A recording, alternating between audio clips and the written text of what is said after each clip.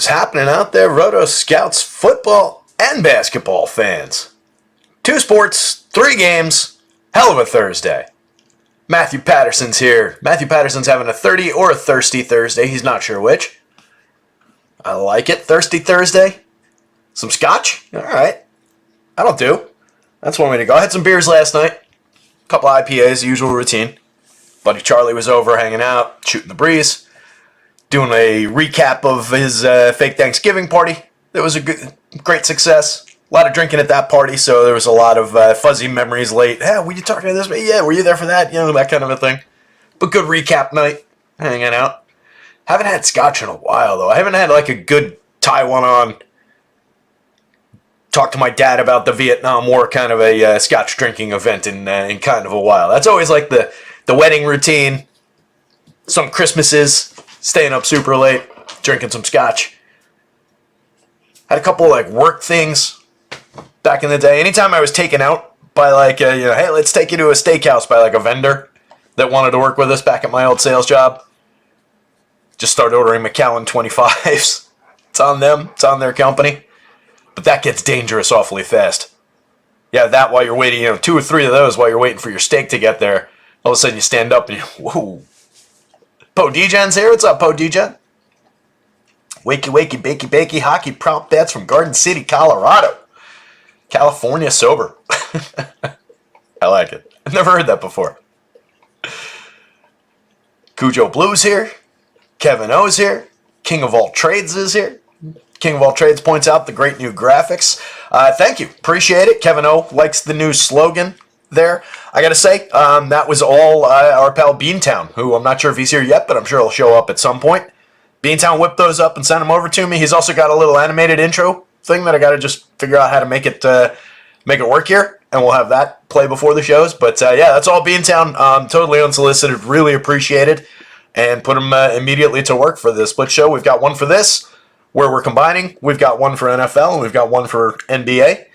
And I'm sure I'll hit him up for one for baseball when that comes back around in, honestly, not that long from now, right? It's November 16th now. It's going to be the start of spring training. It's going to be we're going to be talking pitchers and catchers before we know it. The holidays fly by like that. Like from this part of the year to pitchers and catchers flies by for me. We've already got like the hot stove is starting up, the winter meetings and all that stuff in baseball, and it's only mid-November. I love it. Just a lot going on. That's going to be fun when we get to baseball and basketball going at the same time. Every day, 2 shows is going to be some interesting stuff. Keeping up with all the projections and all of that. That's going to be fun. Looks like we've got 11 people here to start the show off. So let me kick over to go football first, I think. Even with a 2-game basketball slate, see if we can pick up any news for basketball as the day goes on. Good football game on tap. 3.5 point spread, 46-point total. Gotta love the Vegas lines. Gotta love the matchup, the talent on both sides of this one. The fact that Cincinnati is essentially fighting for their season at this point.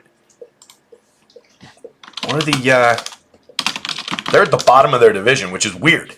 Like, this seems like they feel like they should be a better team. They're 5-4 behind the Steelers and the Browns, both at 6-3. The Ravens at the top of the division at 7-3.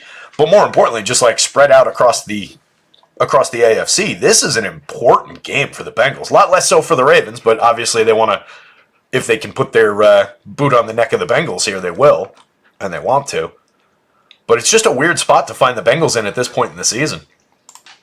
So I think that is obviously a big motivator for the Joe Burrow, Jamar Chase, Joe Mixon, Tyler Boyd contingent. I love the skill players on this side of the ball. No T again this week, but good opportunity for Boyd to step up, Trenton Irwin to step up a little bit. The kickers, the defenses, I think favors probably more on the Ravens side. You've got some obvious big playability out of Lamar, Mark Andrews, Zay Flowers on that side. We've seen a lot of really interesting flashes out of Keaton Mitchell. He's obviously got some explosive run ability, some big play upside, basically splitting the projection between him and Gus Edwards. Gus Edwards has been picking up at least a touchdown basically every single week lately. It's been really interesting with him. Ooh, that reminds me, I got to... mentioning Gus Edwards reminded me because he's on one of these teams. I don't think I've used him through this entire touchdown run, but I do need to get my season-long teams in order here. Let's just do that real quick. I don't know how many guys I even have going tonight, but I definitely wouldn't want to miss it on a week where I've got a bunch of guys on bye. What do I need? All right, I need a tight end in this league. Managed to squeak out a win in the big money league with some of you guys, and then some of the guys from the crowd from the old place. Loser of this league, stop me if I've talked about this before, loser of this league has to go to take a teddy bear out to dinner and then propose to it at like a fancy public restaurant. I'm currently in 11th out of 12, and that's only because I've got a couple more points for, but it has not been a pretty season with that team. But finally everybody's healthy, managed to squeak out a good win last week, but the guy I'm chasing also won, or the guy I was tied with also won, which is not great. Let me just get this in order here real quick. I think this one's fine. I think I put the shot on IR. The Superflex League could be in trouble if I lose another quarterback. What? Oh. Bear with me. I know this isn't exciting or what you came here for, but too bad. And I know you also can't see it. You're just looking at that board. Like, what the hell is this guy talking about as he's clicking around like a lunatic? Alright, the important ones are done. I'll come back to it. Alright, anyway. Matthew Patterson loves the Bengals plus 3.5. Give me Joe Cool over Lamar all day in a big game. Yeah, I saw, not that I really care or put any kind of stock into guys' record against the spread over the course of time, but I did see a thing of Joe Burrow's like 12-2 or something like that when he's facing a spread of 3.5 or more. Or 3.5 or less, or something like that, as an underdog. I forget exactly what it was, but it favored what you're saying, let's put it that way. But again, I don't really, put much into that. Bodigian's got his Texans winning South and the Browns win the Central parlay. It's an interesting one. Browns winning the Central is going to need a little bit of work.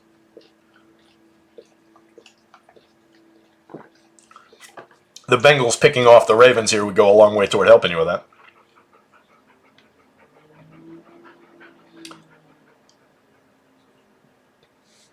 Paul, does it bother you that you were able to read all that content on your screen? Is there a particular name to this sports sheet? I don't know what you mean. Like the spreadsheet you're looking at? This is just something I put together.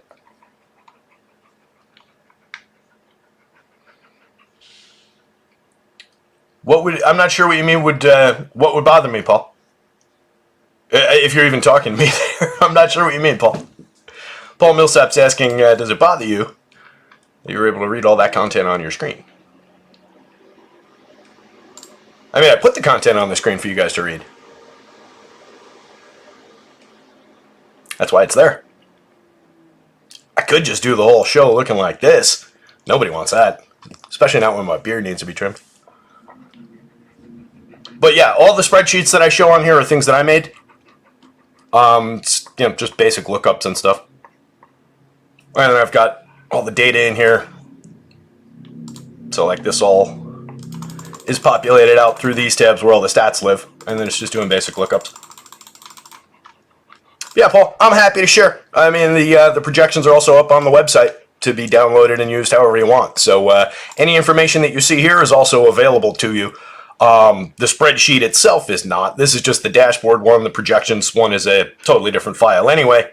So this would be essentially useless, other than the fact that it's just got the projections here. But you can get these off the website. Otherwise, it's just stats and it's just my dashboard.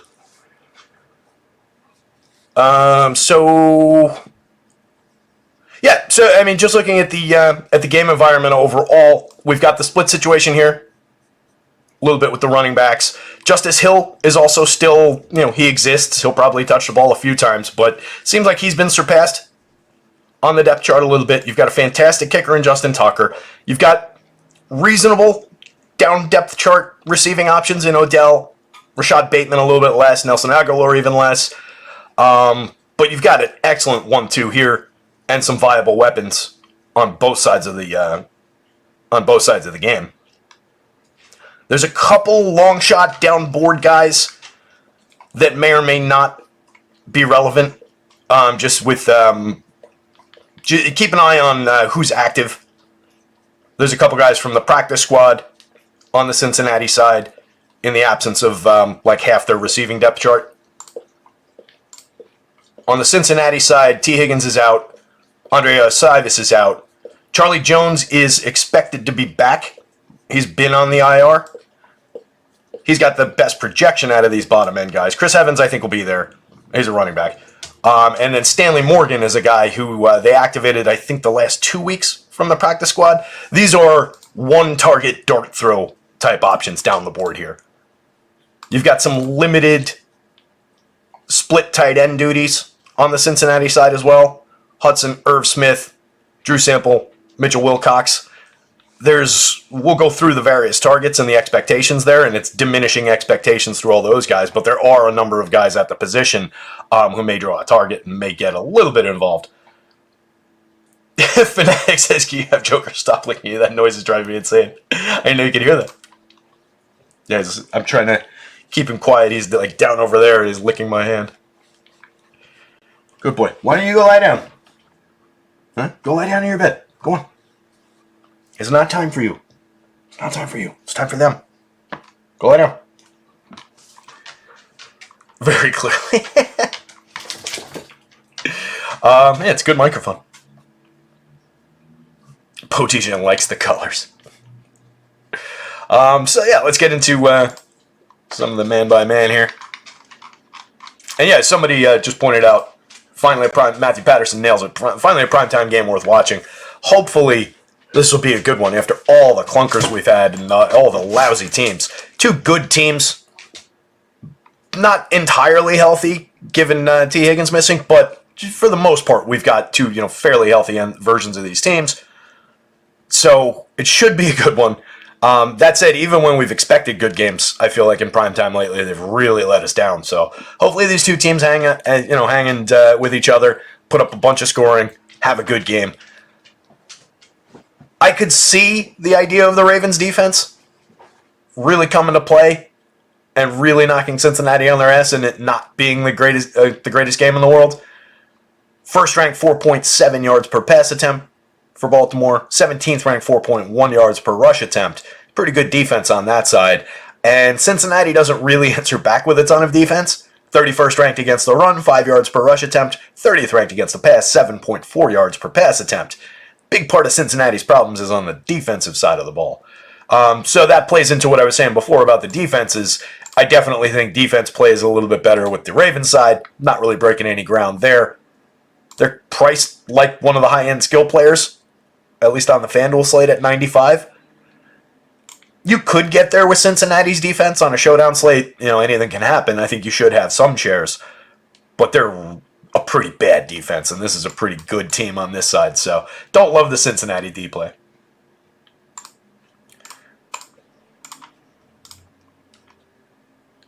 So as we look here, let's see, how does that look? That's all right.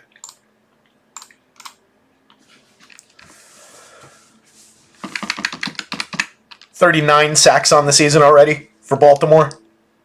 Gaining pressure 19.7 of the time. A little bit more pressure, a little bit more frequency of pressure for Cincinnati's defense, but they've only picked up 23 sacks, 12 picks, 10 on the other side. So they're capable of at least counting stats and the ability to bolt 1-2 a couple of points of sure thing points into your defense that won't be impacted by diminishing returns if they're scoring against the defense. So that's why I can see Cincinnati maybe putting up a handful of points as a defense, but I think they're only going to matter in a low-scoring kind of a game. If this game goes lopsided, then maybe their defense gets involved. The Ravens' defense, a lot more active, a lot more potential scoring.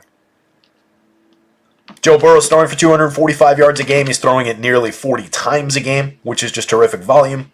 You'll love seeing that. 14 touchdown passes, only 6 interceptions on the season.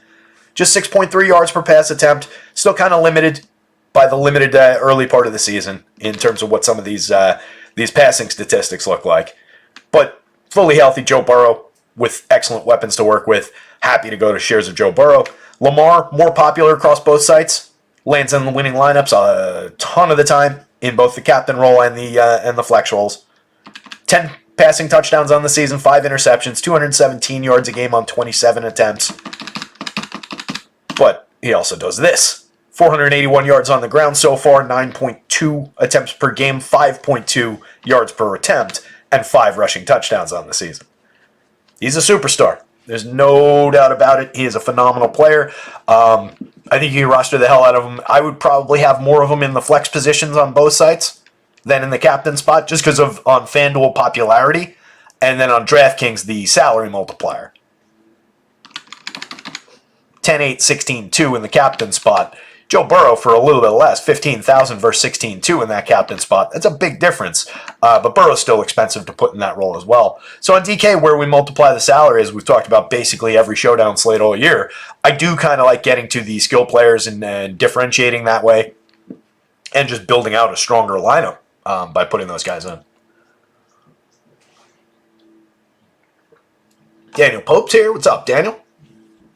And it says, I'm playing FanDuel, haven't been profitable on these showdown slates. All the help would be much appreciated. Yeah, we're trying, bud. That's, it's a grind, especially for showdown. Showdown's a lot of hit or miss, right? And it's a lot fewer hits than it is. There are many more misses than there are hits because of the nature of how we build these lineups and how we're trying to zero in on less duplication and win big when we win, right? So it's all about maximizing those few wins that are the wins that are few and far between when you do hit them. That's really where you gain profit from these showdown slates. That said, there is an approach where you're accepting being duped with a few hundred people and just chopping first places, second places from much smaller prize pools. But if you're playing the projections on the FanDuel slates, you should definitely be seeing a little bit of successful lineups, just mashing some of these guys together. So hopefully we'll get there, and I'm glad you're here, and I'm happy to help out. Any questions that pop up, Daniel, about FanDuel slates, feel free. Just drop them into the chat, and I'll try and answer them the best I can. Yeah, Poe DJ nails it, especially on FanDuel without the multiplier in the MVP spot for salary. It's just a different game where it's, as I say when we're doing the builder every week, it's just, FanDuel, play whatever you want. You're just trying to outfox the field and get less duplicates while still putting in very highly probable lineups. So it's a different kind of a game where on DraftKings, there's a lot more skill and strategy to it around that salary multiplier and what the lineups look like and the approach to the field. It's in some ways easier to differentiate on the DraftKings slate because of that, but you also do get a lot of popular value plays in that captain spot. So very different games from side to side. Fanatic says Lamar fumbles a lot. Cincinnati could pick one up and run it in. How many fumbles does he have on the season? Do I have that in here? Don't know that I have fumbles in here, but I could probably pull it up. Where would it be?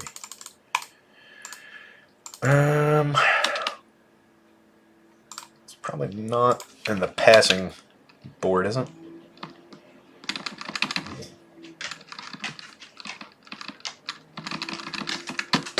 Don't think it would be under advanced. Yeah, it's probably.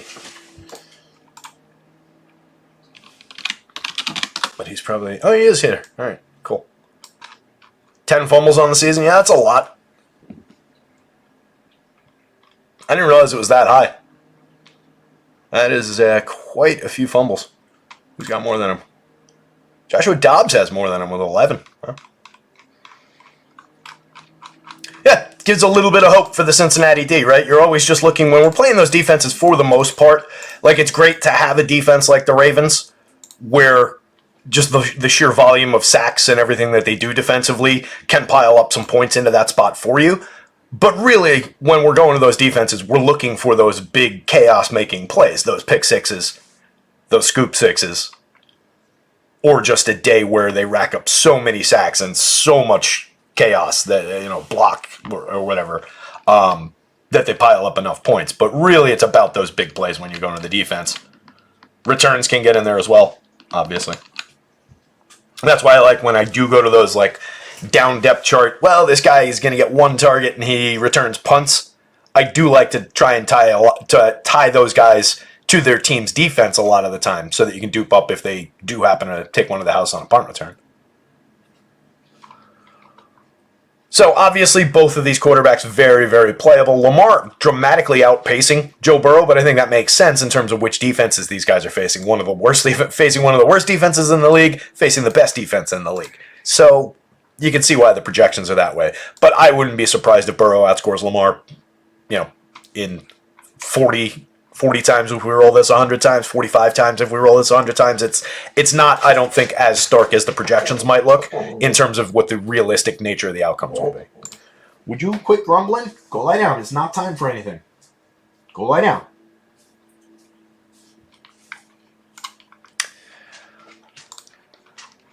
As we get into the backfield situation, like I said, Keaton Mitchell really showing some interesting explosive upside over the last few games.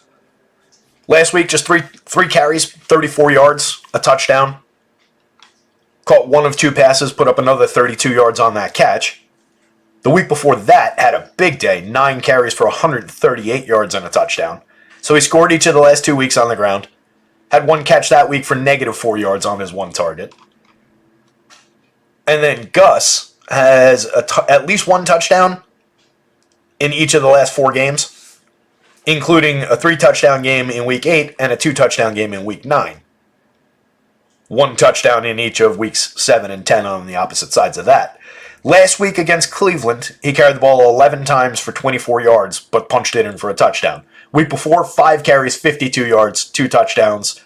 So the volume's really diminished over the last 2 weeks. In Week 8, he carried the ball 19 times for 80 yards and 3 touchdowns.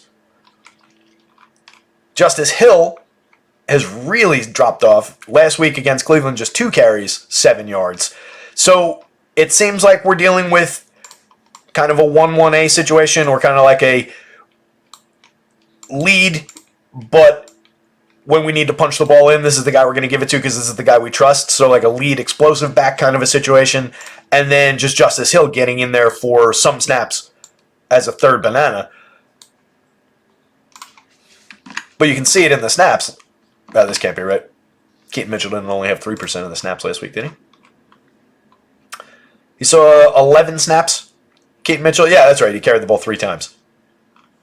So it's really just not difficult in that I do think he's the nominal lead now, but we're just kind of getting a sheer split here, where if this was one good back, this would be like a 15, 16 point back.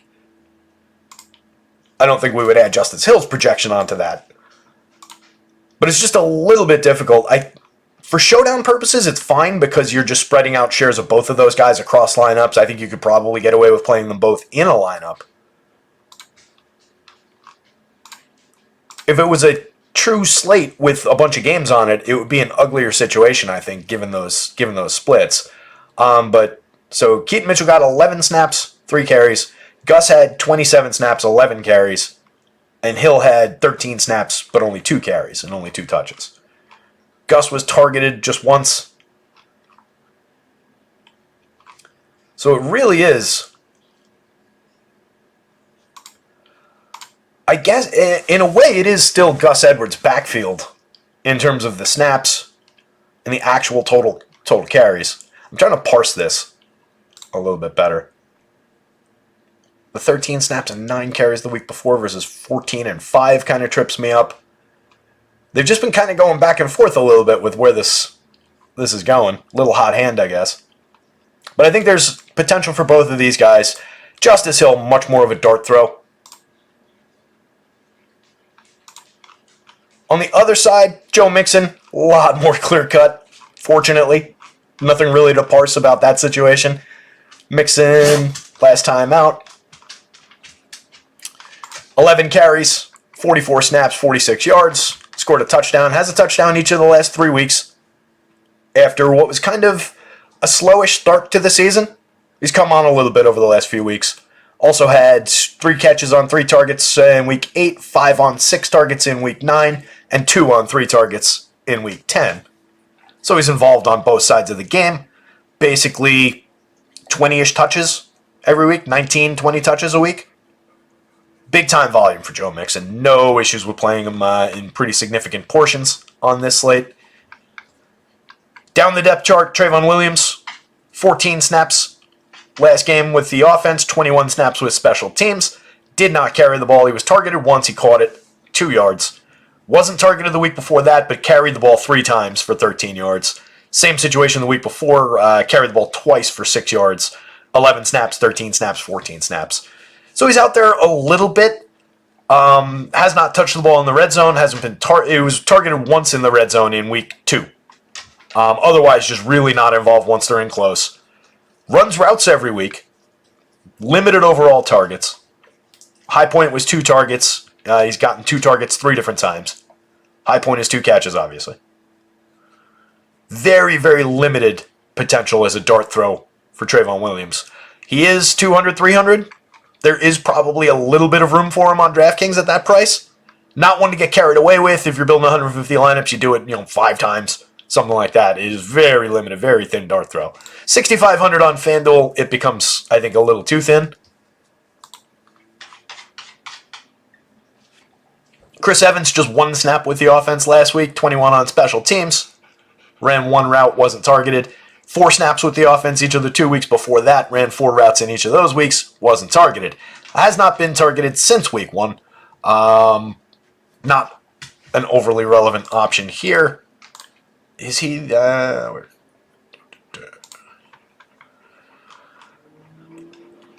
he is not returning punts or kicks either since week 1, it doesn't look like.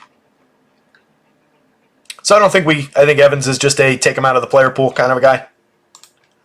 I don't think I need any shares of him even at the 200, 300. There's just not enough touches or any touches. So big yes. Mix in kind of a dart throw, especially for extreme value play on the DraftKings slate, but becomes touchdown dependent. Like you need him to actually make a play. Actually draw 2 targets on those 8 routes that he's going to run. Catch them both. Get one of them into the end zone. That would be dynamite. Dolphins' Devon Achane will play in Week 11. That'll be a fun one. And then on this side, again, I know I kind of muddied the waters talking about those the way that they've split those carries and touches the last 2 weeks, and it's been flip-flopped. I guess Keaton Mitchell being less expensive, I don't know what that's going to do with the ownership. But that makes him a little bit more appealing on a showdown slate, just given his big play upside. But if you get in a situation where Gus Edwards, because he's more expensive, is a lot less owned, then just I think you can grab the touchdown upside if you're just happen to be building one lineup for whatever reason. Big differences in terms of what these teams give up on the ground, obviously. A touchdown a game and 136 yards, 5 yards per rush attempt, given up by Cincinnati. The Ravens giving up 4.1 yards. 100 yards a game, but just 0.4 touchdowns. So, mix in with plenty of talent, plenty of touches to get the job done, especially since they do give up, what the total stacks up to. But part of that is just on volume because their pass defense is so good, teams are going to run the ball a little bit more against them. The 4.1 yards per attempt still ranks, middle of the league. So, I don't love the spot for Joe Mixon. But I think he is probably the top running back out of just casting a net over all the running backs in this game. Not really breaking any ground there. In the passing game, everything favors the Ravens.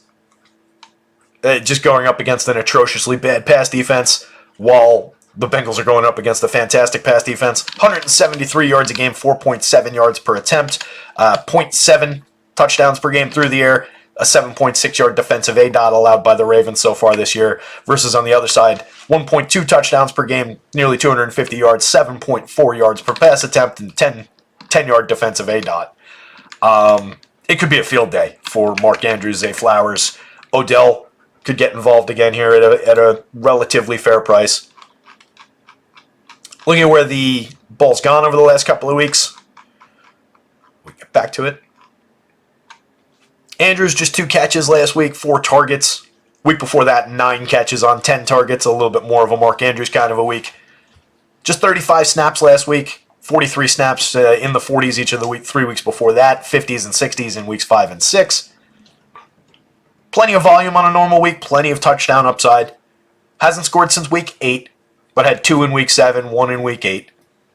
and then the 9-catch, 80-yard game in Week 9. So really, Week 10 was a bit of a clunker against Cleveland. But otherwise, 7, a strong recent run. Zay Flowers, 5 catches, 73 yards, no touchdown on 6 targets against Cleveland. Week before that, just 1 catch for 11 yards. 51 snaps, ran 30 routes, but just targeted once, caught it for 11 yards. That was that game against Seattle. That was a little bit disappointing.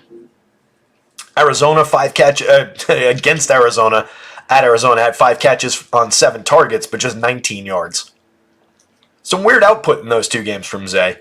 But he's had multiple 70-yard games. He's only been in the end zone once, but multiple 70-yard games. Highly targeted. 3 games over double-digit targets. That said, hasn't had double-digit targets since Week 5. But 6 last week. The weird outlier game with just 1 against Seattle. 7, 6, 8 going back in time to the 11-target game in Week 5. Still the number 1. Still the easy go-to. That said, Odell's got a touchdown in each of the last 2 games. He was only targeted twice, only played 15 snaps in last week's game. Caught his 1 target for 40 yards and a touchdown. Week before that, 5 catches on 7 targets, 56 yards and a touchdown. What do you have? Thank you, Joker. Go lie down, pal. Nobody wants to hear you licking my hand.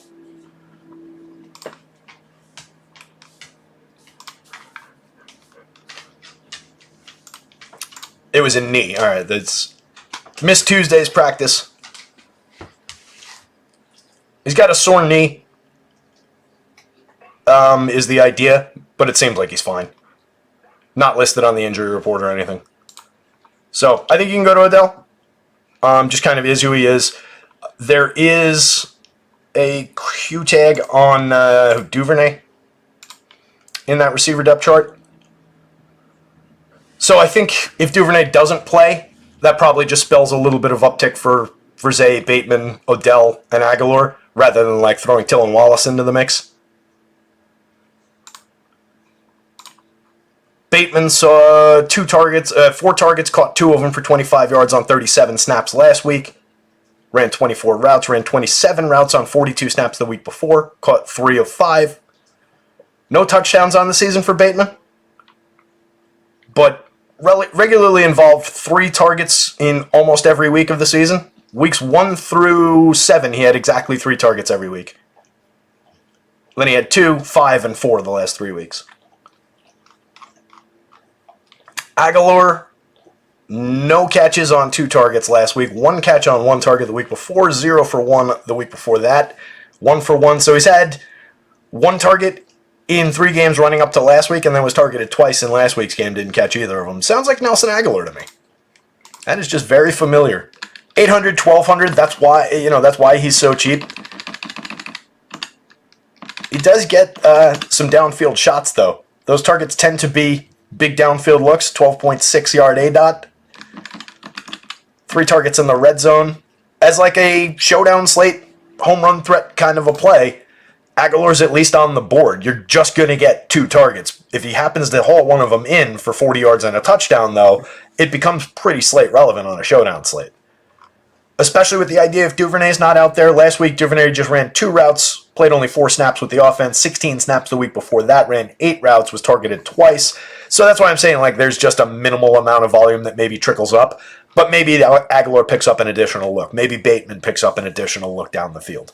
So I think these guys are relevant. Duvernay probably comes out of here. Even if he doesn't come out of here, it's not like he's projecting for anything. So he just gets lifted out of my player pool anyway here.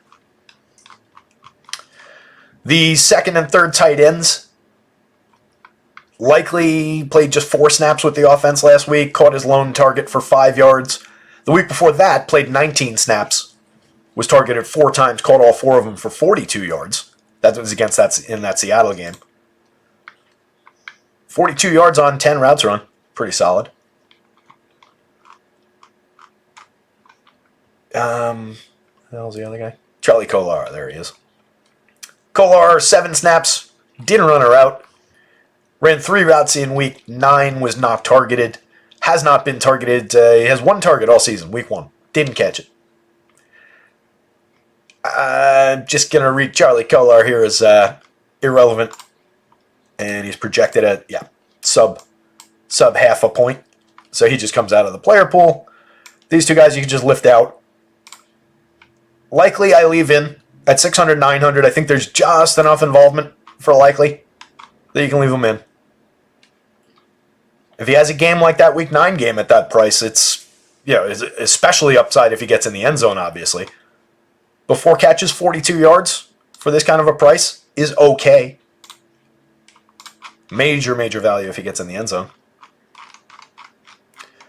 And then Tylan Wallace, if he happens to hit the field, has not been targeted all season. Didn't play weeks 4 through 8. Didn't play week 10. Was on the field for 12 snaps with the offense, 15 snaps on special teams. Ran 3 routes in week 9 against Seattle. Wasn't targeted. You could get that kind of a game, but I don't think you even go to it. He's not even projected right now. That would be if Devin Duvernay doesn't go, he would probably be the next man, potentially who goes out there to run a couple empty routes. But there's nothing really there. On the Cincinnati side, Jamar Chase, 5 catches for 124 and a touchdown last week.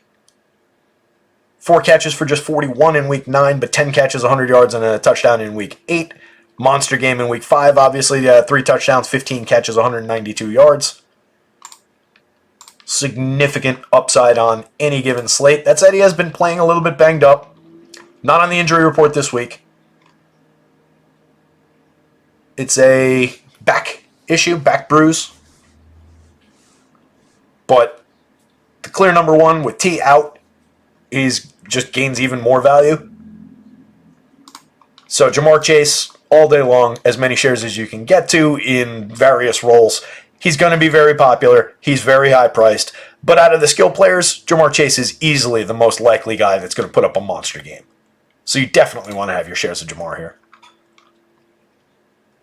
Tyler Boyd did draw 12 targets last week, caught 8 of them for 117 yards in a similar situation. That said, that was against Houston's pass defense. This is a very different animal dealing with Baltimore's pass defense. But if Boyd's getting anywhere near that kind of target volume with T out again this week, there's major upside there. He costs 6,800, 10-2 on the DraftKings slate, 10,000 on the FanDuel slate. As compares to his counterpart here, that's a significant discount and major target volume. Obviously some upside for yards. I don't dislike Tyler Boyd. Even in a normal situation with this passing offense. But when he gets an upgrade like this, and clear volume upgrade, I like Tyler Boyd quite a bit. Trenton Irwin got in the end zone, caught 2 of 4, 54 yards, touchdown. We talked about him going into the game last week, and he delivered at least a little bit. 4 targets is good. The touchdown is definitely good. If we get that exact same game, I think he's a relevant part of a winning lineup. So I can definitely get to some Trenton Irwin shares for a good price. 75 on FanDuel especially is a pretty appealing price.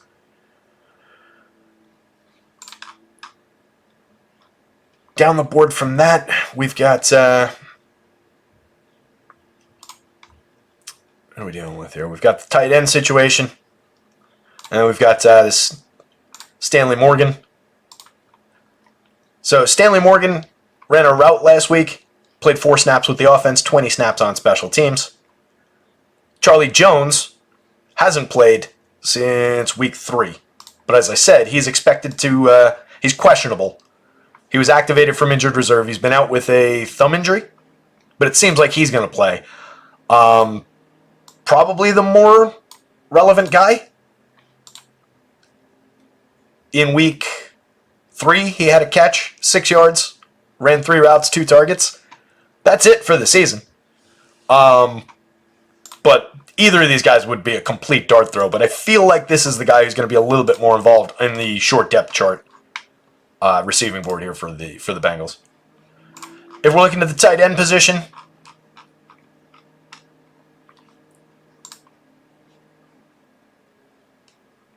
Trey's here. What's going on, Trey? Lone Wolf's here. What's up, Lone Wolf?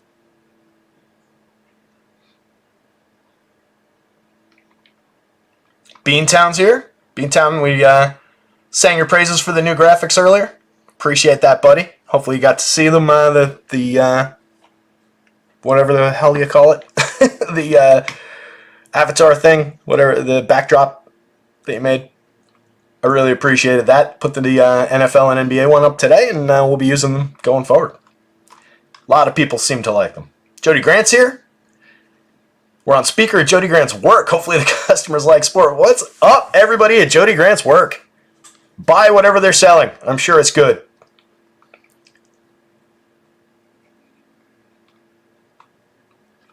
What else is going on?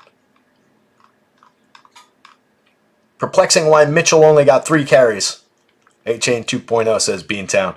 Yeah, I mean, he's looked really, really good out there. I had him. I picked him up in that same league where I have Gus Edwards. Just when they first activated him, I've had him stashed. So, either way that goes, outside of the fact that I haven't really played any Gus Edwards either, it would be nice to have him pick up some more carries and have that be the clear-cut lead back in that backfield. But, yeah, it seems like a lot of talent. Aloysius, what's going on? Aloysius is here. Daniel Pope just got to the pond, so I hope I like the sound of Terry. Love it. So let's jump over to we didn't talk through these tight ends. Irv on the Bengals side, 1 catch, 6 yards last week on 16 routes, just 1 target. Was targeted 4 times in each of the 2 games before that.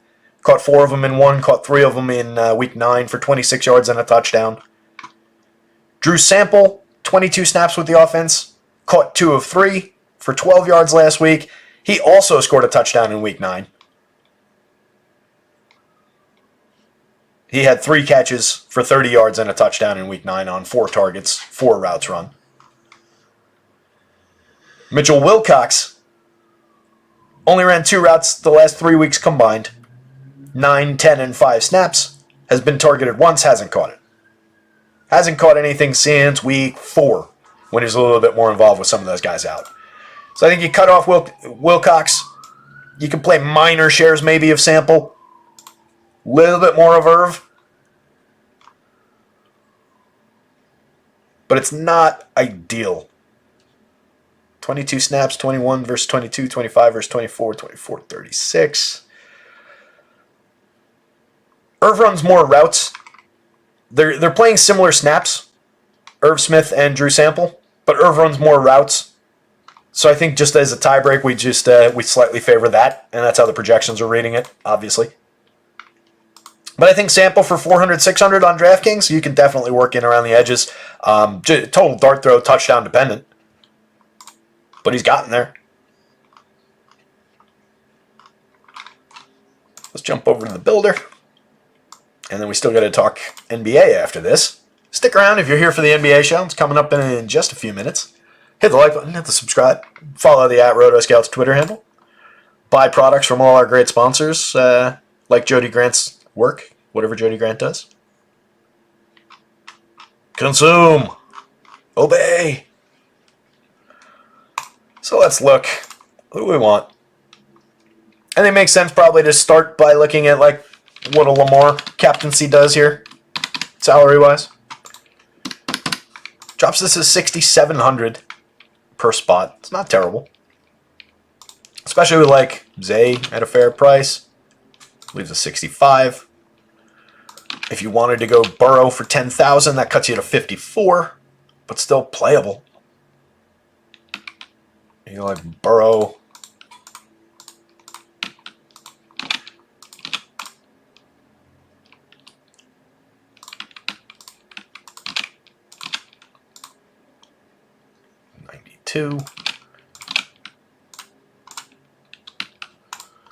It's duped a fair amount of the time, but it's not a bad lineup. You get both quarterbacks in there. You get Lamar in the multiplier spot with both of his primaries. Given that it's Lamar in the captain spot, and I've got both of his top receivers in there, and Zay Flowers and Mark Andrews, I'm actually surprised it's this low. I was expecting that to be a little bit higher. It's not ideal, but that's a playable lineup. My cut line is usually like 25 dupes. And I'm obviously sorting from that and trying to get lower dupe counts on high ROI lineups when I run the Sims. But 25 would be within my threshold for playability. If we take Irv out of there, 34. We get a little bit of more of an oddball in here.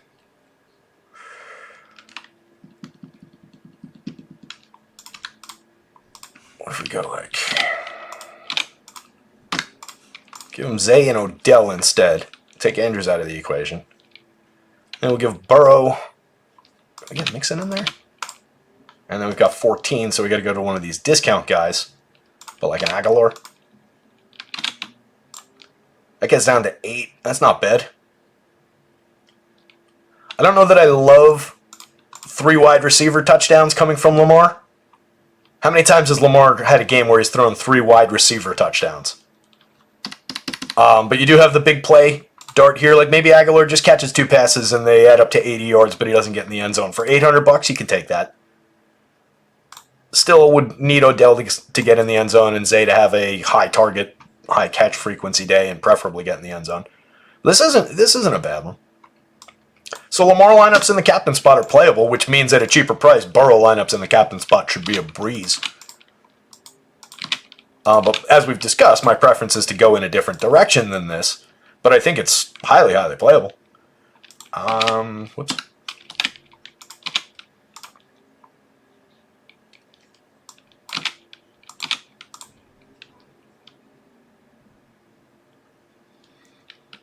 I don't like where that... There's kind of a little void here, price-wise, that I'm just noticing. You get Gus Edwards at 7,000, Zay Flowers at 76. Tyler Boyd for 68 probably is my guy here. There's a bit of a gap after like these couple of guys in the 7s and the 6s. Then it's 56, 54, and immediately drops. There's not a very broad mid-range on the DK slate on this one. So we'll go to Boyd. 23 dupes. It would be within the threshold, but I don't love that one. I just figured grab both the running backs here would be an interesting way to build this one. If you just went to any downboard option here, you could cut the dupes pretty easily. Like if I just give it McPherson with the Bengals, that gets to 9, leaves 3,000 on the table. That's a playable lineup. Let's get a little bit more interesting. And I haven't used the defenses yet, but I'm sure that I didn't change them. Yeah.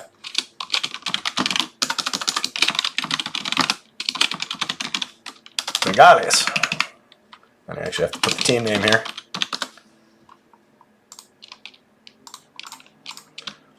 So let's go.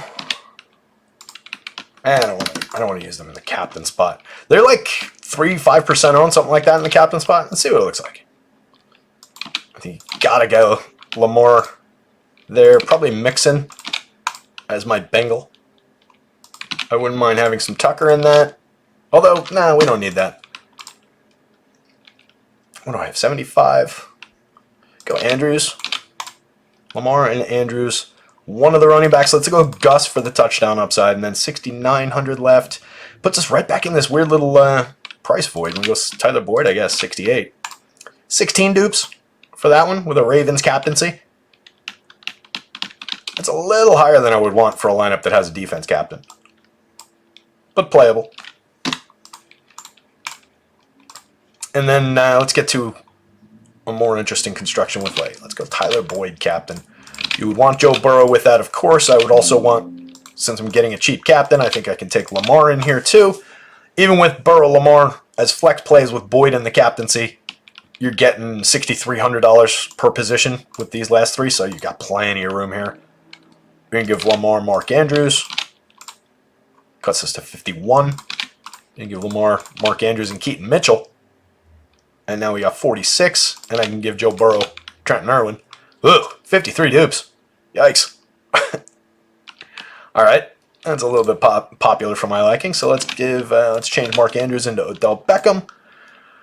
That cuts us to 20, and then if we change Keaton Mitchell, what if we change just Keaton Mitchell into Gus Edwards? 22. What if we change Keaton Mitchell into, I mean, you could easily cheat it and just go like Nelson Aguilar. That cuts us to 5. You're giving, again, Lamar 2 of his wide receivers. Tyler Boyd has a day. Joe Burrow has a decent day. And it's just basically, this is on the Bengals side, this is just basically the anti-Jamar Chase lineup. You're giving him Irwin. Oops. Come Obviously, there's a big dart throw in here around Nelson Aguilar. But it's not unrealistic. If you wanted to make it a little bit more even-keeled, you go with something like that. That's 18 times dupe, though. You want to be weird about it. Even that's 17 times with the Bengals D.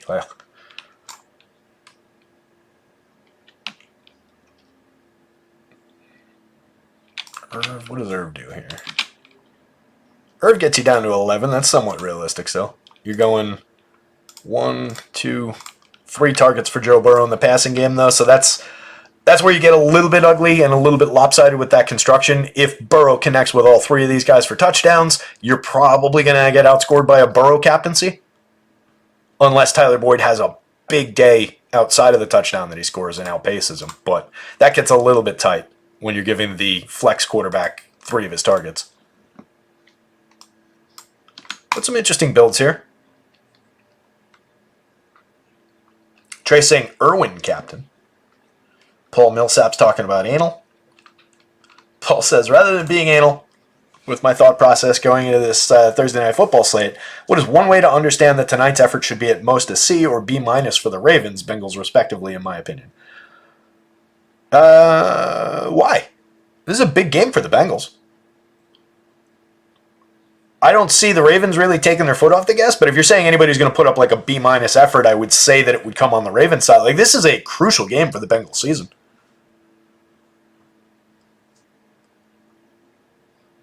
So, yeah, I'm not sure I'm totally with you on that one, Paul. But my actual answer to that question, like if I found myself agreeing with that idea, my actual answer would be Vegas is probably taking care of that for us, right? Anytime that's going to be a realistic scenario, that's going to be baked into your Vegas line. So it's not something I try and project. It's not something I try and tweak in any direction, one way or the other, for like opinion-based stuff like that. Because there's just better ways to do it, and it's really unquantifiable. Like if I say, all right, Lamar's going to give kind of a mediocre effort tonight, do I shave 10% off his projection? Do I shave 30% off? Like technically, if I'm thinking he's giving a C effort, I should take 30% off of his projection. There's no way you can do that, though. It just wouldn't math out right, you know? So a lot of it just goes through the what Vegas thinks, and if they cut down that game score to 38 points, this game would look a lot different in these projections. If they had a 10-point spread on this game would look a lot different in projections. But I like it when it's quantifiable. I don't like to guess at what like the value of this guy used to play for this team, so now he's going to try harder tonight. The revenge narrative type stuff, and that kind of falls into that bucket. But yeah, big game for the Bengals. So I would not expect a low effort from them. Let's take a look at a couple quick FanDuel lineups, and then we do still have to talk baseball coming up on 5 o'clock. Got to get some lineups built. And I said baseball, but I meant basketball. We can talk baseball all you guys want. Juan Soto. Bring Juan Soto to the Yankees, please. That's all I want. Trey says, how often is Boyd captain flex Irwin? All right. Since is Trey asking. Irwin, Burrow, Lamar.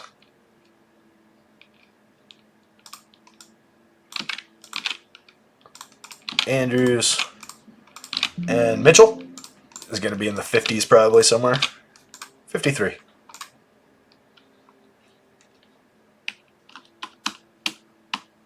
Playable, but highly duped. High projected, but that'll be a popular build. I don't dislike it at all. I mean, that's a lineup that would just be a natural to click through, but that's why it's going to be so popular. It's just because it's such a natural to click through. If you wanted to differentiate this, you do something wacky like this. I cut you to 34. Andrews, no. Burrow, no. Jackson, no. I don't think I want Keaton Mitchell in the captain spot. That would probably be another way to differentiate it. If you cut Mitchell, you probably pick up some potential there. Turn Mitchell into, what's Odell? 24. You're losing a couple points of projection, but it's, negligible amount. Tucker's probably more popular than Odell. Yeah, 37. Bateman. Bateman's more popular too. Aguilar would definitely cut it. Again, cheating a little bit. So if you want to get really dart throwy about it, you do that. And then you could probably go back to your Boyd on top construction a little bit. So that's not far off of what you had built. Obviously, you're taking a potential star caliber running back with limited touches and turning it into Nelson Aguilar, who drops everything and has very limited touches. But it cuts your dupes dramatically. Your projection is not incredibly greatly reduced. It's reduced. But the ceiling, I don't think, is necessarily all that reduced. Like, you're still talking about a big play touchdown and a big play touchdown. You also do still have 5,000 to work with after you do that, so you could do, you know, any kind of upgrades that you wanted here. That's kind of how I would maybe think through that build.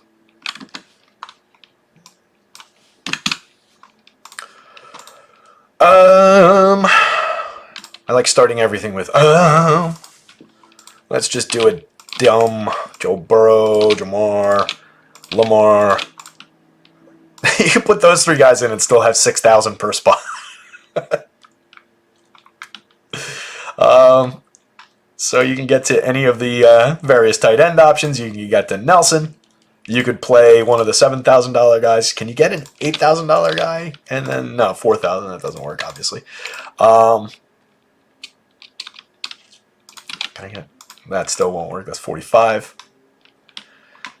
All right, so maybe it's a little bit more. It wasn't as laugh-worthy as I just made it. I forgot what the FanDuel scale looks like down toward the bottom.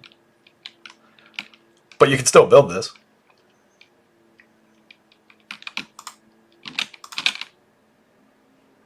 Bateman and for 55. Not Duvernay because he's probably not going to play. You could go like Wilcox or whatever, but that's meh. Sample would be the guy that I would like there, so maybe you can't. All right, so maybe this is a little harder to construct than I thought when I initially laughed at the how much salary was left. You would have to go to one of these very unlikely downboard options, which is good. That's how it should be. So let's do a more realistic Burrow and Chase, and you just say Edwards and like Tucker. Take it away from Lamar a little bit, and then you've got 8,000. You get odd with the Bengals D in there, 21. Bleh. I like that idea if you're not playing Lamar, that the Bengals D maybe does something, causes that turnover, picks up his fumble, and runs into the end zone. But with the amount that was duped, that didn't turn out to be all that great. But again, with this construction, with like the kicker and the touchdown-dependent running back going against it, I think that makes sense just logically. You take him out, you get 85. So let's load Burrow up a little bit better here. You give him Irwin. This would be another popular one, though. Irwin and Irwin and Sample is probably the better way to do that for avoiding dupes. There you go. That's not completely crazy.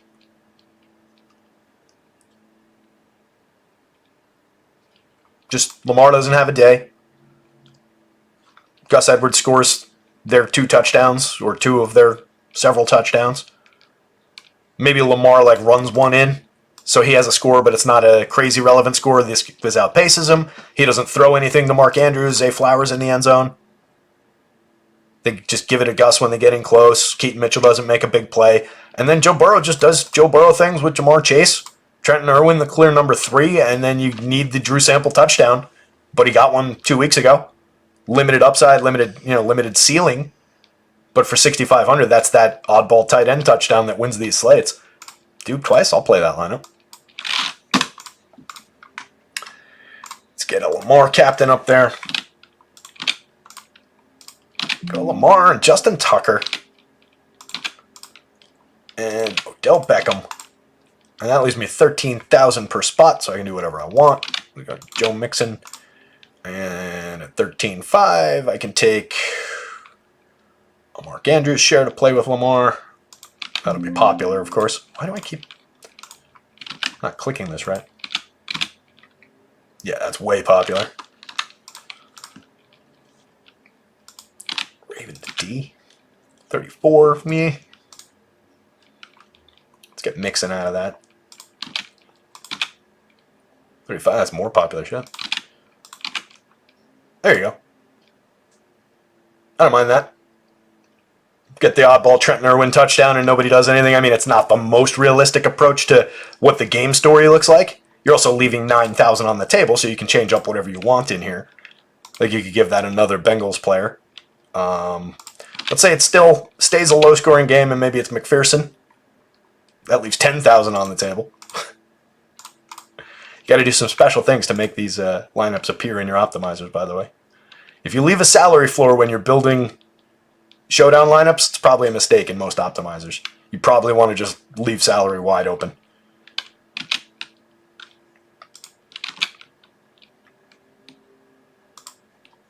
Some interesting ways to build over here. Do one more with a skill player up top. Who do we want? Mark Andrews. He's probably going to be popular. What's the...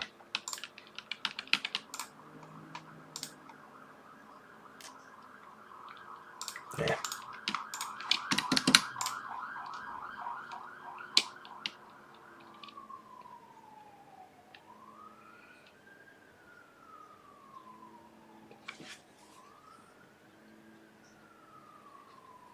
Paul, I'm not...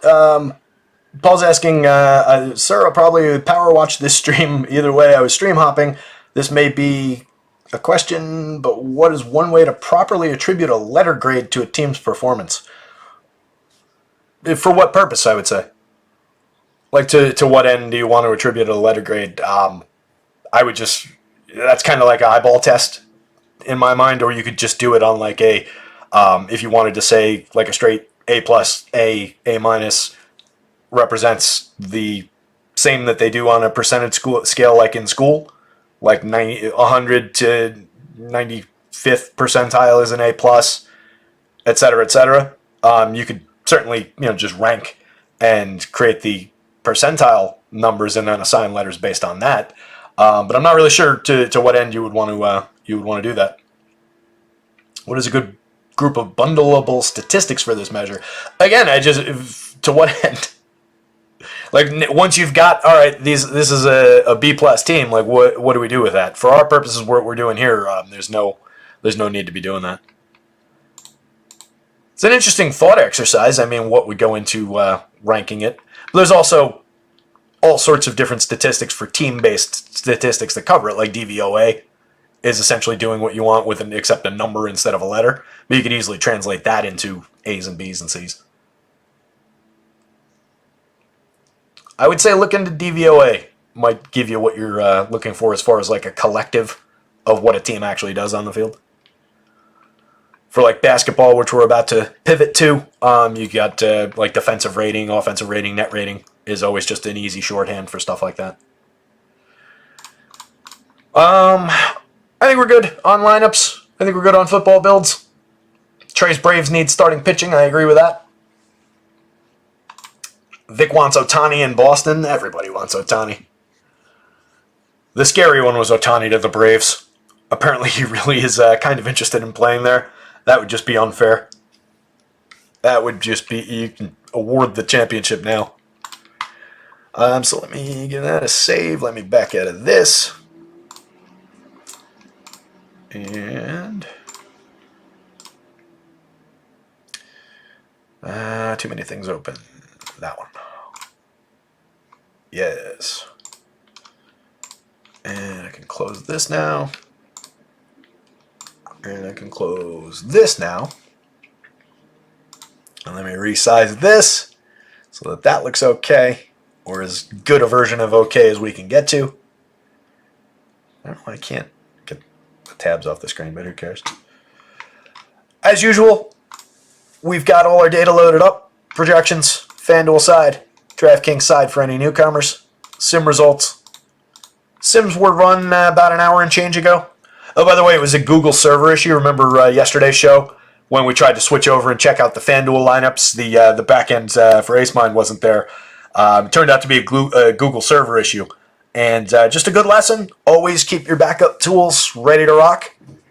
If you need to pivot because a tool isn't available because of some massive international conglomerate in the IT space can't keep their server up and running, you need to have your Excel sim backups and so forth ready to go at a moment's notice. So with 20 minutes before last night's slate, I was loading back, jumping back into my old Excel sim, got it run successfully, and had an okay night of basketball. So just always a good reminder. Just keep the tools sharp just in case.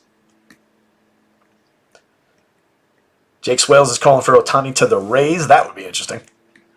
Vic's punching out. Vic's saying signing off. Goodbye. Good luck out there, Vic. Yeah, Rays. That would be an oddball one. Certainly fit in with the team theme outside of the cost. But yeah, I wouldn't necessarily expect that. Juan Soto's the guy, though. I'm telling you, best hitter in baseball. Still like what, 24? He is the guy. He's the one I want. I'll take Cody Bellinger. My Yanks go out and get Cody Bellinger. I have no issues with that. I want them both, to be honest. But Soto's my guy. He is so goddamn good. And I think there's more to come. And you put him in Yankee Stadium. You put him hitting in the same lineup as Aaron Judge.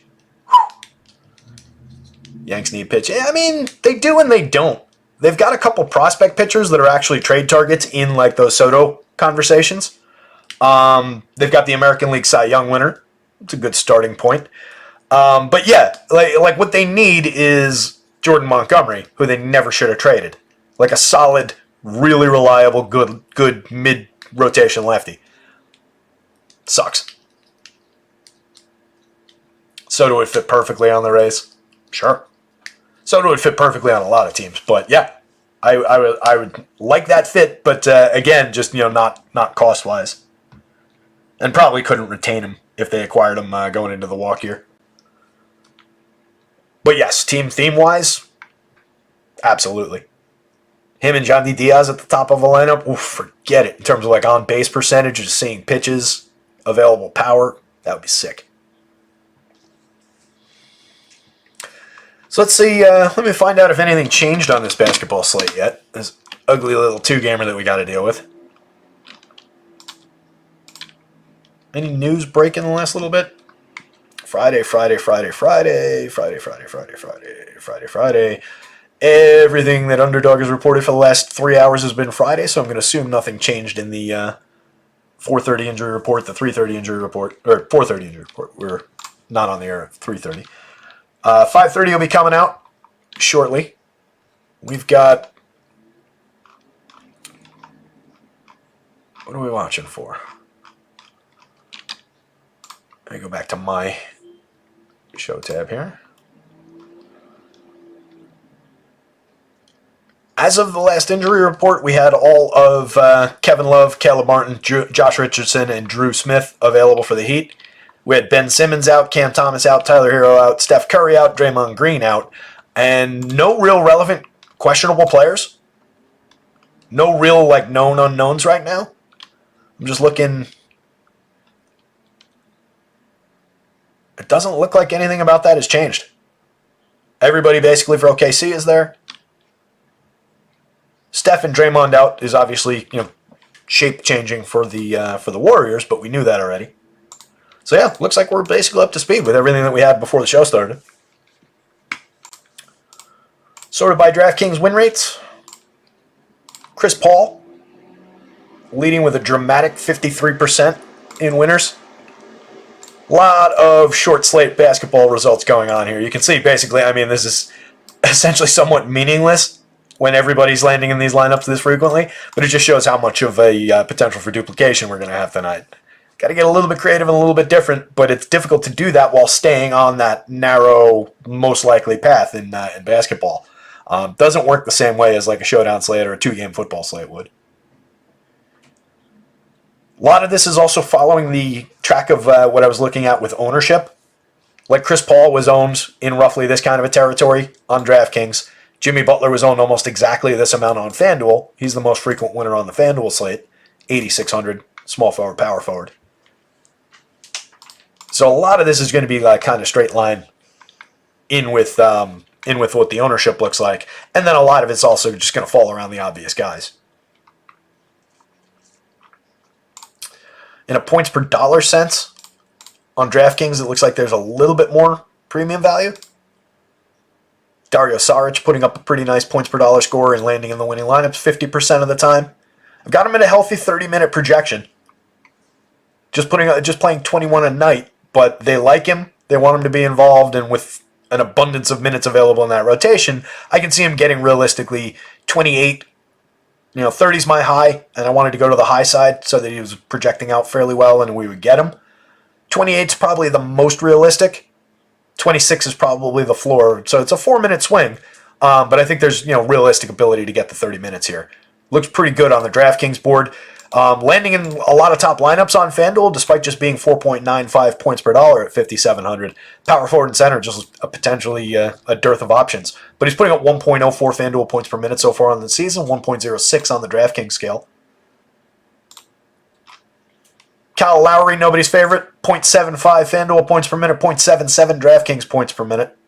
Played just 14.7 the last time out, 4.2 FanDuel points. That's a little bit rough. Clay just played 1.7 minutes the last time out before the mass ejections in that game. Playing 28 minutes a night on the season. We've got him at 33, given the lack of Steph Curry, just the need to do more. So him and Chris Paul are going to be out there a pretty significant amount tonight. Andrew Wiggins also getting 30 minutes in that rotation. A lot of weight on Wiggins for only 4,900 on FanDuel, coming up a pretty healthy amount of the time in winners over there. 5.72, the best point per dollar player on the entire board. On DraftKings, 5,100, solid points per dollar score there as well. 34% of the time in top ones, 40% of the time in winners. Paul, no, you don't ask too many questions, buddy. Not at all. I love questions. Questions keep the show going. Can I explain the waiver wire, as it seems to apply to more than one sport involving spheres? Are you talking about fantasy waiver wire, or are you talking about how waivers work in real sports? It's a little bit different there, and the answer is very differently across the different sports, and it's definitely too much to get into in this kind of a space. If you're just talking about for fantasy sports for season long, basically when the slate starts, using football as an example, but you could use basketball, it would just become a daily basis rather than a weekly. Whenever your slate starts, all pickups become locked. Nobody can be picked up. And then immediately after the slate, there's a lock period where nobody can be picked up. Then it goes into waivers, which is just essentially a hierarchical claiming system where starting at the beginning of the season, right after your draft, the person who had the last pick in your draft, in most systems, will have waiver priority number 1. They'll have the best waiver priority. So whoever in that first set of waivers, that first we've unlocked it, and we were awarding those picks, he'll have whoever he picked, he'll get. No matter what, if everybody in the league tried to claim that player because he's priority 1, he gets that guy. So if somebody got hurt, let's say week 1, Jonathan Taylor was playing and blew out his knee, and everybody wanted to pick up Zach Moss as a really clunky example. That guy with the top waiver priority would have gotten Zach Moss. He would drop from 1 to 12 or 1 to 10, depending on the size of your league. The next guy would go from 2 to 1 in priority order. And if he had waiver claims for that week that were active, they would be awarded that way as well. So it's just a way of limiting it from being a free-for-all. Some leagues do have a free-for-all format. The standard public leagues don't. They use a waiver system. But it's just trying to create like a fairness setup in the pickups. In professional sports, it's all about like contracts. In baseball, for example, like a guy can only be sent back down to the minors a certain amount of times, and then you have to assign him. You have to keep him with your team, or you put him on designate him for assignment, which is putting him on waivers, and then he's subject to being claimed by other teams. And then in baseball, that claiming system works somewhat similarly to the claiming systems that we were just describing for fantasy sports. So hopefully that helps. But again, it creates a hierarchy for managing that week's pickups. Vic says, what player should I avoid in single entry on DK and one must and not CP3? Well, CP3 is a must. Sarge does look like he's right there, but you've got a lot of guys. Like it's easy to say any one of these guys that's 40+% win rates, and a lot of those guys play for Golden State, is kind of a must. On FanDuel, Jimmy Butler is a very clear must. 8,600, he's in 75% of winning lineups in the Sims that I ran, 80% of top ones. Like, that is just a lock. At the same time, SGA, 63%, 62%. So you're just taking the two big stars on the slate and just plugging them into basically every lineup because the structure of the other positions and the other players is such that it seems like you could do that. So they look like musts over here, where there's a little bit of more even spread. I mean, FanDuel's also got its share of guys in the 50s and the 40s, but those two guys peak a little bit higher. So it's a little bit more clear-cut on FanDuel. As far as who should you avoid on DraftKings in a single entry?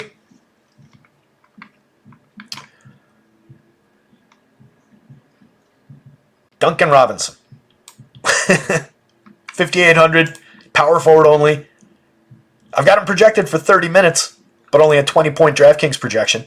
0.80 DraftKings points per minute. That said, he put up 40 FanDuel points in a 35-minute night the other day. So it's difficult to say that he's an actual avoid, but based on price positioning and in the sim results and a 3.5 points per dollar, Duncan Robinson's probably a good answer to that question, as like a guy who would realistically land in lineups. Lonnie Walker, similarly. DFS, 5,300, similar.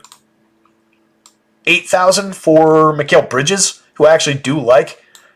You can see the difference here. This is not nearly as low end a play as some of these. 18% of winners. Mikal Bridges obviously has some talent, some clear ceiling upside, a very healthy, just raw projection on a night where you've only got so many guys that can even trend into the 30s. Just going by DK projections. Mikal Bridges is fifth by projections and one of, 10 guys that are in the 30s.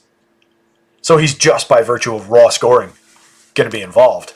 But out of these guys, like given the 4.45 points per dollar, the lower end sim results out of everybody here, right, out of all your 30-point players, or 30-point projected players, Bridges is the lowest returns in sims.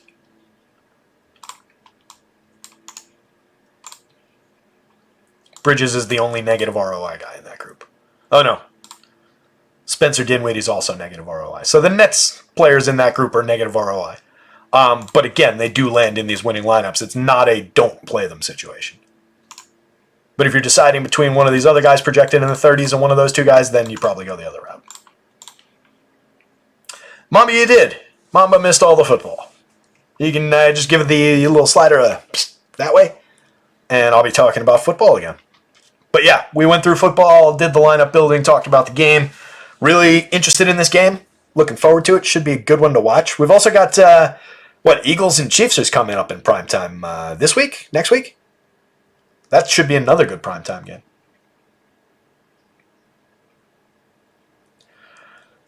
Probably my best answer to that, Beantown, is chaotic. What kind of impact do you think Martin's return will have with all the Heat mid-range crew? Yeah, especially on a two-gamer, it's just going to be a little bit of chaos. Got him at 18. Thomas Bryant just getting some token leftover minutes here. Kevin Love, I could see taking a haircut in minutes, even beyond the 14, just because of what they did to him earlier in the season with minutes, and just not really having him all that involved.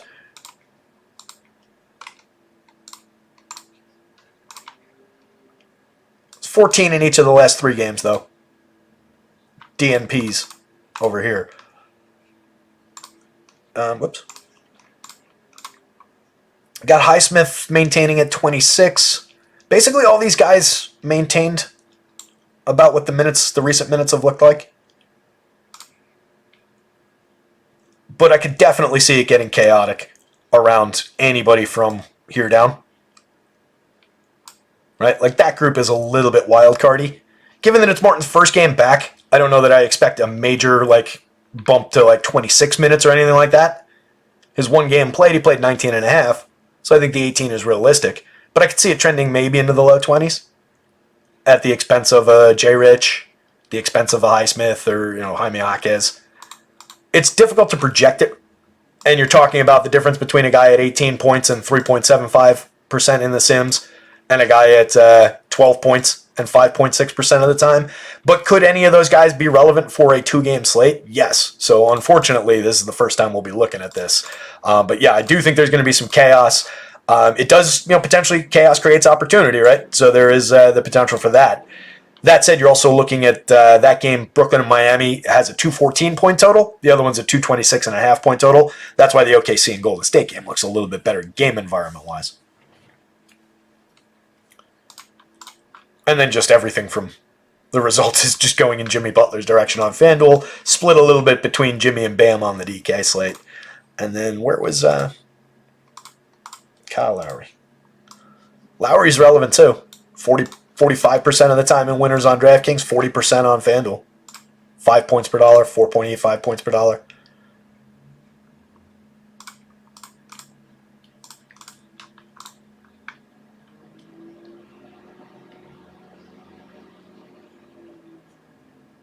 Oh, jeez. Mama's having a rough night. It doesn't, well, I won't get into my thoughts on the need to block off the streets for that purpose. But sure, it's one way to go. But yeah, that sucks that you had to sit in traffic, pal. And no phone, no charger. Ooh, that sucks. Nothing like being stuck somewhere these days and your phone's crapped out. Like I can't tell you how many times I'll still it'll be totally dead, and I'll still pick it up and ah, shit, I forgot the battery died. 2 seconds go by and it's like, ah, shit, I forgot the battery died. It's just it's like the rats hitting the lever for food pellets at this point. I was a while back. I was getting one of the new little plastic screen protectors put on. I'm at the mall. And I give it to the guy, and it takes 3 minutes for the guy to do it. He peels off the old one. He does the thing where he's scraping it down after cleaning the glass and everything. I'm standing there watching the man work on my cell phone. And I start feeling in my pocket to grab my cell phone, and I'm like, I have that moment of panic, oh my God, my cell phone, where did I leave it? And then it takes a solid second and a half before I'm like, no dumbass, it's right there. But just that tick to well, I'm standing here, let me check my phone. It's so bad. Vic's saying, should I just play 2 from the early slate and hammer the 2 game? 2 from the early slate and hammer the 2 game. I don't know what you mean. Is there an early slate today? I didn't even look. I thought it was just the 2 games.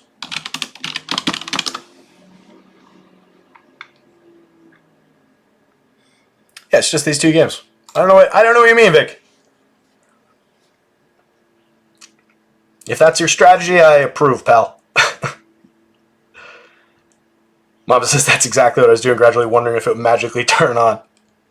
That's what we need, right? We need to have somebody who invents a way that you can, Mr. Miyagi, your phone back to, 2% battery, just through, kinetic energy. We're, rubbing my phone's in between here, and I rub my hands together on that case.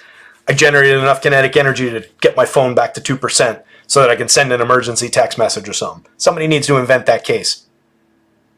Or a case that has kind of works like a generator. It's got almost like a lighter wheel on the top of it so you can grind and create a little bit of electricity. Sitting there for 2 hours on the bus, grinding on your phone, trying to create a spark. Yeah, NBA's only got 2 games today. Oh, you're saying play? Now I get you. Pick 2 guys from Miami and then game stack the OKC Golden State game. Yes and no. Just given how high end some of the guys are still coming up from that Brooklyn-Miami game, I do think you want to kind of get a spread. And I think probably if you think about people trying to outsmart the field and what they're going to do, and I don't mean this in an insulting way, that's probably the obvious approach that a lot of people will take to doing that. So I think you end up more duped than you would think even taking that approach. But just looking at this board, Jimmy Butler, 42% of the time in winners. Spencer Dinwiddie, 42% of the time in winners. Kyle Lowry, 44. Royce O'Neal, 35. Cam Johnson, 33. Bam, 33. 25 for Nick Claxton and Josh Richardson.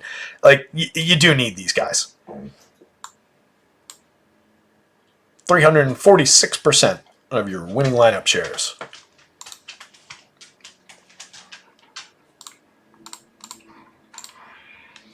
The other game has 453% of your winning lineup shares. So, like, the idea is not necessarily wrong, but I wouldn't say just take two guys. Should you, like, weight the later game a little bit more heavily? Yeah, it's the better game environment.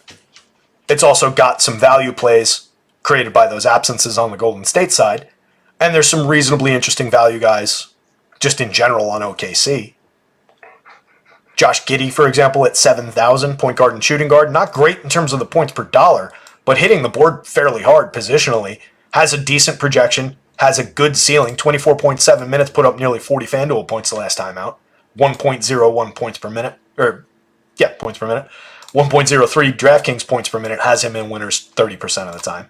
So I think there's a lot of good options in this game, but you definitely want to create a little bit of a spread across the two. I don't think it's the right play to just say, all right, give me one or two of these guys from the early game and then just load me up on the late game.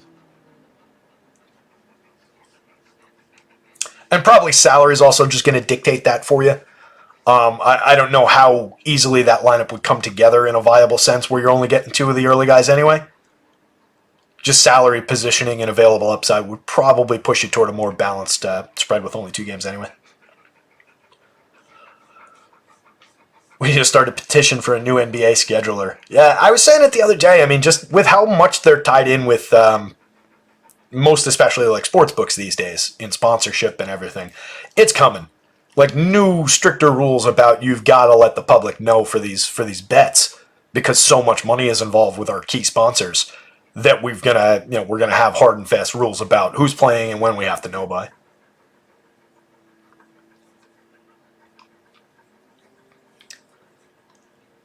I don't know what we haven't talked about. Like, we could get into nitpicking the Brandon Podziemskis of the world and his ridiculous 39-minute, 39-point performance the other day. Got him for 16 minutes, a solid 1+ fantasy point per minute projection. If he's at that rate and plays 38 minutes again, 39 minutes, you're going to get probably a similar-ish kind of a score, and he's going to hit value again. That said, 5,300, given his projection, he's a 3.2 points per dollar. On DraftKings, 4,600, 3.76, a little bit more valuable as is over there. So even if he doesn't play a ton of minutes on DraftKings, he's kind of relevant. 4,600 is just a piece of value. But if he steps into more minutes again, then that could potentially be problematic. Be a little bit of a curveball for the slate. Kuminga could also step into some more minutes. Got him at 20. That's about what he's playing. Last time out, just played 16. I could see some minutes landing in his lap. He's another guy, 4,400 on DraftKings. Looks a little bit relevant as is, and if he picked up another 6 minutes, would become more 0.88 FanDuel points per minute, 0.88 DraftKings points per minute. Kevin Love, not completely irrelevant, even with a 14-minute projection on a 2-game slate. 3,900, 7% of winners on FanDuel. A little bit more at 3,700 power forward center on DraftKings. 11% of winners. Even on a short slate, like these $3,000 price tags are a little bit valuable. 35 here for Isaiah Joe, of all people. 4.24 DraftKings points per dollar, 14-point projection in 18 minutes. He's a 0.81 DraftKings points per minute player. Yeah, that's just price-driven, but just one of those building blocks. Shooting guard, small forward, getting Kevin Love at power forward and center. You can flip your construction rather than using those guys as like a straight pivot. Gary Payton, point guard and small forward eligibility, pivots a little bit around the small forward. Similar projection. Only 2 points off the projection. Similar minutes. 0.83 DraftKings points per minute versus 0.81. So there are options to pivot away from low upside Isaiah Joe here, just as those $3,000 building blocks on the DraftKings slate. Significantly less relevant on FanDuel's low single-digit returns in Sims. Same for most of these guys down the board.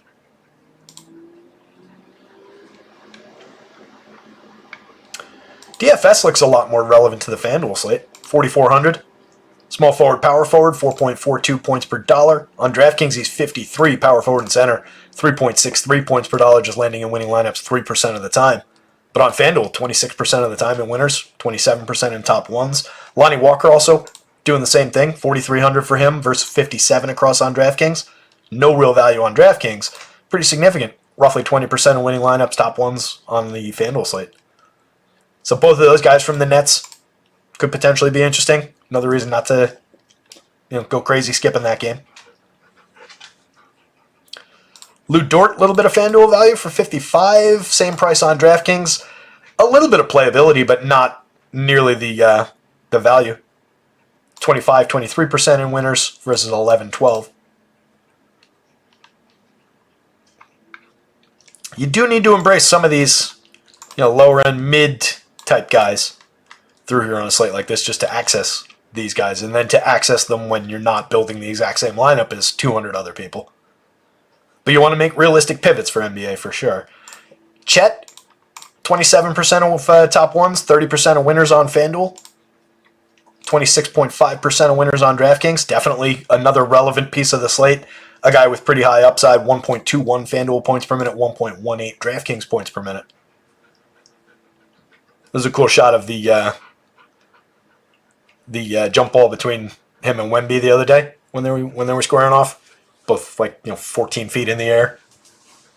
Pretty awesome. It's going to be fun to watch those two square off over the years. Hopefully. Tyler Lockett, that doesn't matter.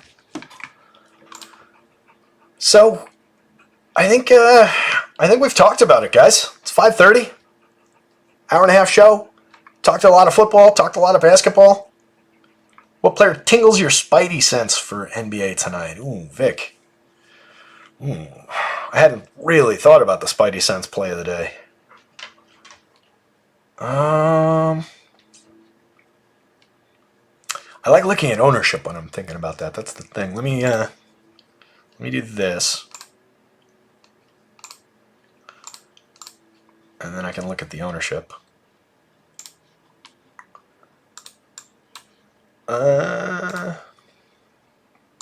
can I?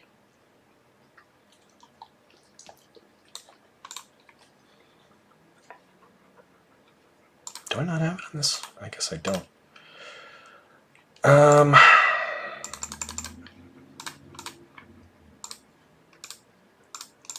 right.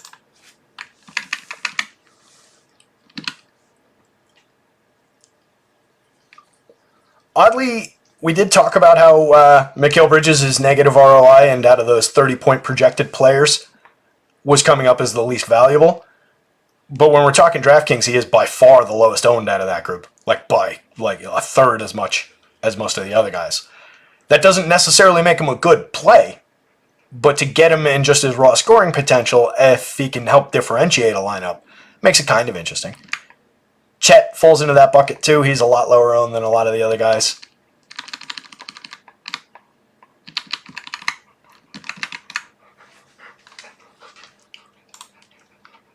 Yeah, nobody that's like it's more like that Duncan Robinson call out that we had before. Not that he's highly owned by any means, low single digit ownership projection, but bad feeling about a guy like that. Don't really love the middle of the heat in general, but I do think we're going to need it like we talked about. That's probably my least favorite spot outside of Bam, Jimmy, and Lowry is probably the middle of the heat.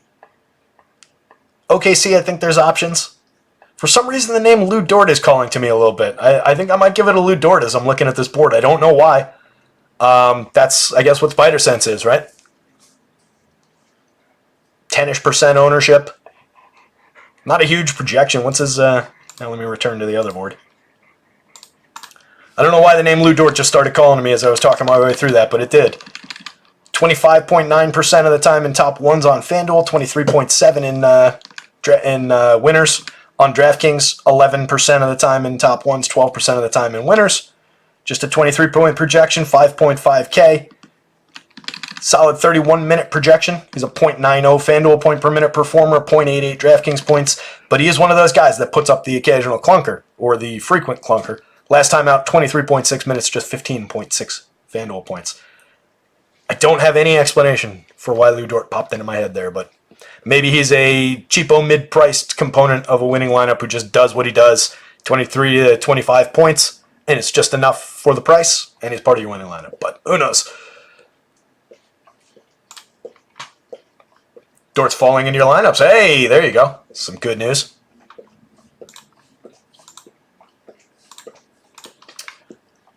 Right now, I've got him at 9 minutes. Jackson Davis, Beantown, but I could see some minutes going any direction in that rotation. The Podzimskis of the world, the Jackson Davises of the world.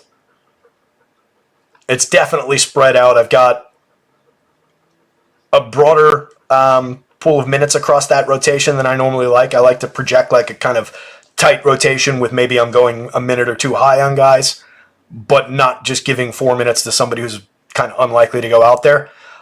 In this one, I've got a 10-minute on Corey Joseph. I've got 16 going to Peyton, 20 going to Kuminga, 14 going to Moody, 9 going to Jackson Davis, and 16 going to Podzimski. And then just kind of the tight core around that. But, yeah, I could see any one of those guys going to mid-teens minutes at the expense of one of the other guys dropping to the single digits from where they're projected. Just don't know exactly how it's going to fall. With that, guys, I think we're going to punch out, get some lineups built, get some food. Yeah, as Vic says, get some food and enjoy the night. That's the plan. I think we're ordering a pizza tonight. Usually like the Friday pizza, but pizza after beers the night before is always good. And I haven't really eaten anything today. I am actually starving. So with that in mind, good luck out there, guys. Somebody go win something. And we'll be back tomorrow for the basketball slate. Maybe we'll talk some football. Who knows? But we'll definitely be back for basketball tomorrow. So have a good one. I'll see you.